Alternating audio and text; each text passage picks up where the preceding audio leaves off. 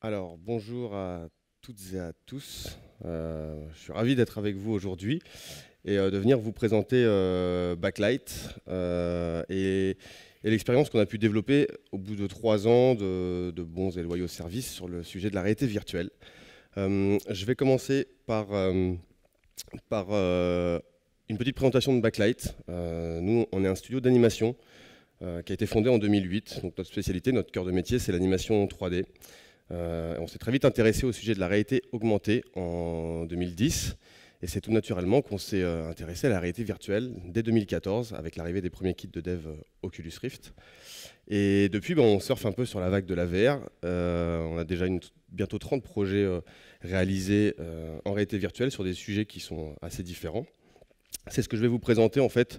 Je vous ai fait une sélection de projets un peu emblématiques qu'on a pu développer avec les choses qui en sont ressorties, les bonnes pratiques qu'on a pu acquérir. Et voilà, je vais essayer de partager ça avec vous. On va donc commencer par notre tout premier projet créé en réalité virtuelle qui s'appelle Birdie Kingland. Au passage, on est sur le stand 39. Birdie est en démo, donc n'hésitez pas, si vous ne le connaissez pas, à venir l'essayer.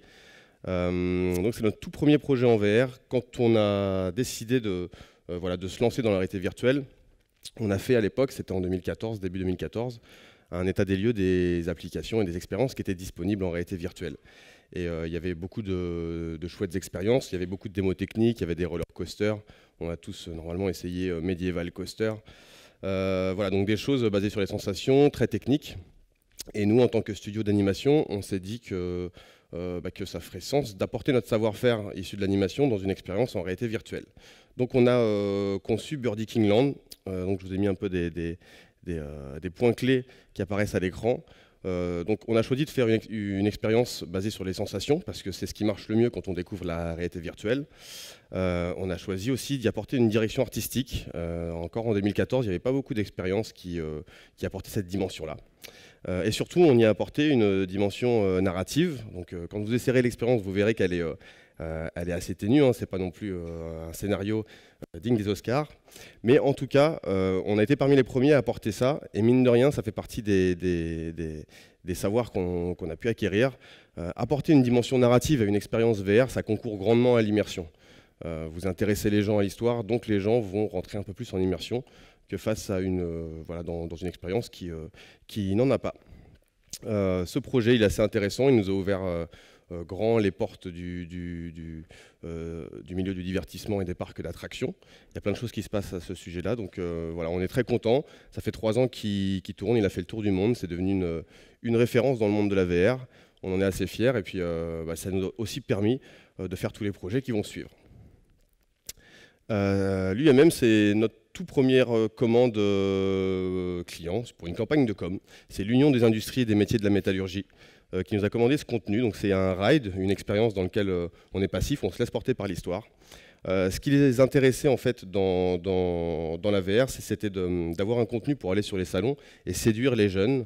D'un côté, pour dépoussiérer un peu leur image qui était un peu vieillotte, et surtout communiquer sur les membres de cette association, puisque l'Union des industries et des métiers de la métallurgie, pour beaucoup, c'est de la métallerie lourde, alors qu'en fait non, pas du tout. C'est des secteurs technologiques, c'est l'électronique, c'est l'aéronautique, c'est le spatial. Donc voilà, c'est un contenu qui permet de découvrir les membres de cette union, tout en étant divertissant. Et c'est typiquement une application de communication de marque. Le deuxième projet que je vous présente, c'est Point P, qui nous a commandé un configurateur d'intérieur. Donc on se retrouve en réalité virtuelle dans une maison et on va pouvoir changer en temps réel les revêtements sur les murs et sur les sols. C'est un projet qui est assez intéressant. Ça a été le premier projet qu'on a développé avec le moteur Unreal Engine. À l'époque, on l'avait développé sur Oculus Rift et on a intégré le Leap Motion pour que les personnes puissent voir leurs mains et interagir dans l'expérience. Ce qui est intéressant dans ce projet aussi, c'est que c'est un outil clairement de communication produit, mais la VR, au stade où elle en est de son évolution, permet à de la communication produit de devenir aussi événementielle, expérientielle. Ce n'est pas de la communication produit bête et méchante. On fait vivre une expérience même si on fait de la communication produit. Donc ça fait partie des choses qui sont intéressantes dans le fait que la VR soit un outil pour la communication ou les besoins des marques. Un autre projet que je suis venu vous présenter, qu'on a fait pour les laboratoires Merck et leur filiale MSD, qui est un ride, là aussi un ride dans lequel on se laisse porter par l'histoire, et on va suivre l'action d'une molécule développée par le laboratoire sur un mélanome, donc un cancer de la peau. Pas très funky comme sujet, mais c'est très intéressant de voir qu'on arrive à rendre ludique et intéressant de la communication autour d'une molécule qui n'est pas forcément très évidente à mettre en place avec de la vidéo classique. Donc c'est un sujet qui était pour nous assez nouveau à traiter. Et on a profité aussi de cette campagne pour... c'était en 2015 donc. On a profité de cette campagne pour mettre en place un procédé de production qui était assez inédit à l'époque. C'est-à-dire qu'en fait, le contenu qu'on a développé, il était en 3D temps réel, donc diffusé sur Oculus Rift. Et le client, étant très content de son outil, voulait équiper ses commerciaux pour aller vendre leurs nouveaux médicaments auprès des prescripteurs et des docteurs. Ils nous ont donc demandé si on pouvait porter l'expérience sur téléphone portable pour qu'ils l'utilisent avec des Samsung Gear. Et nous, pour ne pas dégrader la qualité du rendu visuel de l'expérience, on a mis en place un procédé de production qui maintenant se répand, qui permet d'extraire des vidéos 360 d'une expérience temps réel. Donc comme ça, on ne perd pas en qualité quand on passe sur le mobile. Et ça permet surtout aux marques de sortir un peu du côté événementiel de la réalité virtuelle et de partir sur des canaux qui sont un peu plus larges, comme les players vidéo sur YouTube ou Facebook, et sur les stores mobiles. Un autre projet qui est assez intéressant, ATR, une marque d'avions italien, qui était sur le Bourget en 2015, qui avait la chance d'avoir un stand en face de celui de l'A380, alors que c'est des petits porteurs à hélice, donc ils avaient un petit peu peur de passer inaperçus, et pour le coup ils avaient raison.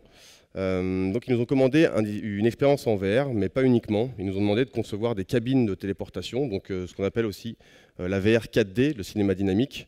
C'est notre premier projet sur lequel on a pu s'éprouver un peu à cette contrainte. Donc en fait, on arrivait dans une cabine, on mettait son masque, il y avait le sol qui vibrait, une turbine d'air dans un faux plafond qui s'activait en fonction de ce qui se passe dans l'expérience.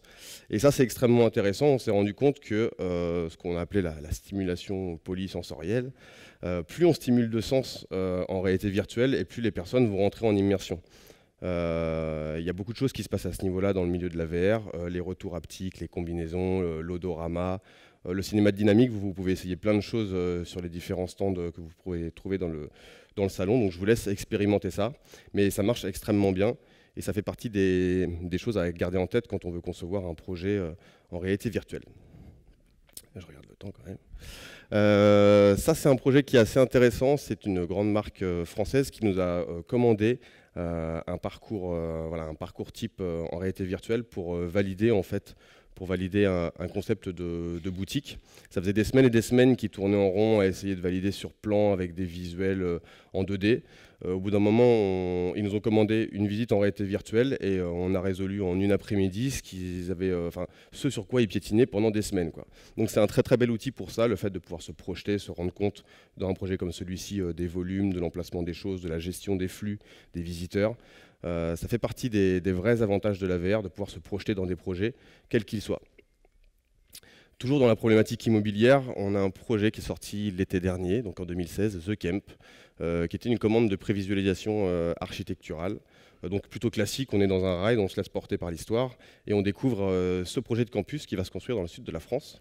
La petite particularité, c'est qu'ils nous ont demandé un dispositif, puisqu'ils comptaient l'emmener dans des endroits où il y avait quand même pas mal de visiteurs, ils voulaient faire passer du monde en même temps. Donc ils nous ont demandé de concevoir un dispositif où 6 personnes pouvaient vivre l'expérience en même temps. Donc voilà, ça c'est assez intéressant. Il y a aussi un côté intéressant avec ce projet, c'est que le client étant très content de son contenu, ils nous ont demandé des déclinaisons en termes d'application. Donc sur la même base, on leur a conçu des petits modules qui permettent d'aller se balader dans le projet. Donc on n'est plus en ride. Et ça leur a permis de l'utiliser comme outil d'aide à la décision pour choisir des emplacements, le choix de matériaux, voilà, donc pouvoir finir le projet grâce à la VR. Un autre projet qui est assez intéressant, c'est la Société nationale d'ingénierie aéroportuaire, qui nous a commandé un outil d'aide à la décision pour la refonte de la tour de contrôle de l'aéroport d'Orly. Donc c'est assez intéressant, c'est un outil qui à la base a été commandé pour valider là aussi le choix des matériaux, de l'emplacement des meubles. C'est aussi un outil qui devait faire valider l'ergonomie des bureaux pour les contrôleurs, donc pouvoir placer les écrans à différentes hauteurs ou des éléments du bureau. Et en fait, cet outil s'est transformé en outil d'accompagnement au changement. Pourquoi? Parce que, je vais vous la faire courte, mais c'est une longue histoire, mais grosso modo, les opérateurs de la tour de contrôle étaient très frileux à l'idée de devoir aller travailler dans ce qu'on appelle la sous-vigie, qui est un étage inférieur dans les vigies, dans les tours de contrôle. Et ils n'étaient pas du tout contents à l'idée de devoir aller travailler dans l'étage inférieur pendant que les travaux étaient faits dans l'étage supérieur. Donc ils avaient posé un préavis de grève quand ils avaient appris qu'il y allait avoir des travaux dans leur lieu de travail. Et en fait, ce contenu en VR leur a été proposé donc, en cours de production. On leur a fait essayer et on leur a fait visiter et vivre en immersion ce qu'allait être la sous-vigie. Et pour le coup, ils ont été rassurés et contents et il n'y a pas eu de grève. On vous a épargné peut-être de longs retards dans vos vacances ou des galères. On en est assez fiers. Mais voilà, ça c'est aussi un côté de la VR qui est vraiment, vraiment intéressant. C'est que cette faculté de pouvoir projeter les gens, que ce soit dans des projets concrets ou dans des marques, dans des univers de marques, je vous le disais avant, dans de la communication de marque ou de produits, c'est un vrai atout de la VR qui n'est pas à négliger.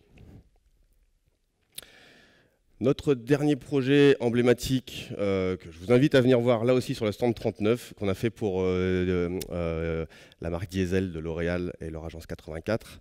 On en est très fiers, c'est un peu un melting pot de tout ce qu'on a pu éprouver et expérimenter depuis 3 ans. Il y a de la 4D, il y a de la sensation, il y a un vrai joli rendu graphique. Je vous invite là aussi à venir sur le stand pour le voir, puisque la VR, on a beau en parler, on a beau le montrer sur écran, c'est vraiment en mettant le masque qu'on se rend compte des choses. Et je finirai sur la phrase d'un vieux sage qu'on connaît tous. On me demande souvent comment je vois la VR, comment sera la VR dans les années à venir. C'est assez difficile. La VR, c'est un milieu qui est très changeant, qui va très vite. Il se passe plein de choses, autant au niveau de l'application qu'au niveau de l'environnement hardware et du développement. Donc voilà, il faut garder un œil dessus. En tout cas, c'est sûr que nous, en tout cas, on en est convaincus à Backlight. C'est loin d'être un gadget. C'est une vraie technologie qui a une utilité qui est très forte. Les gens, nous, on officie principalement sur de la communication. Mais c'est vrai, c'est un outil qui est très, très efficace et très intéressant pour la com, parce qu'on a une forme de proximité, d'intimité, une attention accrue du spectateur vis-à-vis du message qu'on veut lui délivrer. Et comme on a pu vous le démontrer avec les différents projets, que ce soit sur de l'immobilier, du divertissement ou de la publicité, c'est un outil qui est très efficace, maintenant on le sait, et les applications qui vont en être faites, voilà, le champ est assez libre, il y a plein de choses à expérimenter, et on espère être un acteur important de ce marché. Voilà, c'est tout.